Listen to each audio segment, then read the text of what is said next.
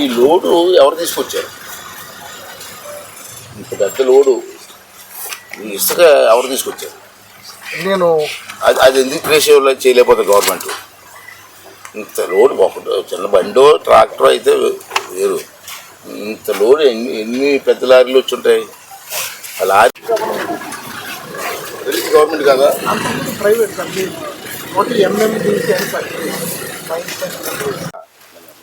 Transport చేస్తే ఎవరు transport చేస్తే కదా ఇక్కడ వస్తుంది.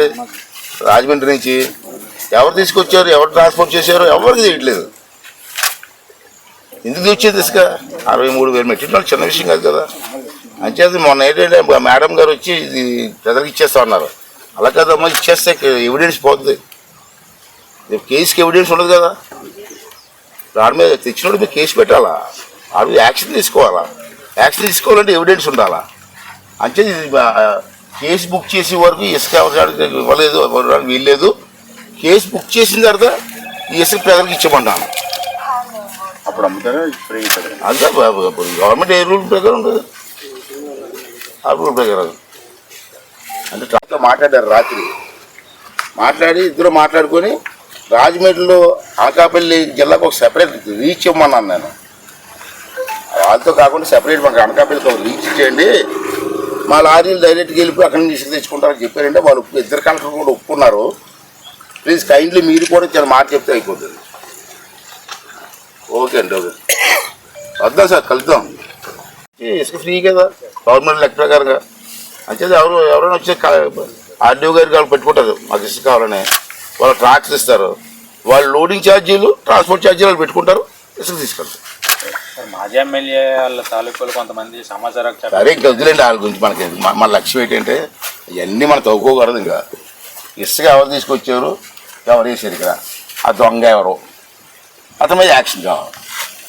నెక్స్ట్ సార్, స్టేట్ మొత్తంలో మనకే కొద్దిగా రేట్ ఎక్కువ ఉంది సార్. అంటే రేట్ ఎక్కువ అంటే మనకి రాజమండ్రి ఇచ్చారమ్మా, మనకి ప్రత్యామ్నాయం ఏం లేదు సార్.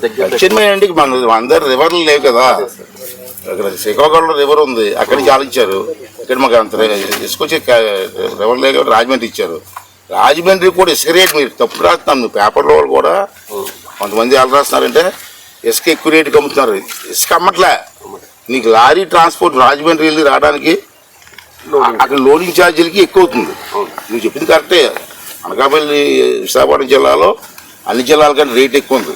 ఎందుకు రేట్ ఎక్కువ ఉందంటే ట్రాన్స్పోర్టు లోడింగ్ ఛార్జీలు. రాజమండ్రి వెళ్తున్నాయి లారీలు, రాజమండ్రి నుంచి వస్తున్నాయి, ఈ ట్రాన్స్పోర్ట్ ఛార్జీలు ఉంటాయి కదా, దీనివల్ల ఎక్కువ అవుతుంది.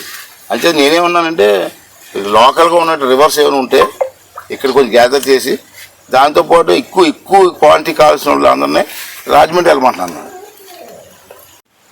ఇప్పుడు మొన్న మీరు ఇసుక శాండ్ ప్రజలుగా చెప్పారు కదా. ఇప్పుడు నర్సీపట్నం మా అనకాపల్లి జిల్లాకి గవర్నమెంట్ ఇచ్చిన రాజమండ్రి నుంచి ఇసుక తెచ్చుకోమని పర్మిషన్ ఇచ్చారు సార్. ఇక్కడ నుంచి జిల్లాల నుంచి ఏ లారీ వెళ్ళినా రాజమండ్రిలో ఇసుక ఇవ్వకుండా వెనక్కి పంపించేస్తున్నారండి దౌర్జన్యంగా.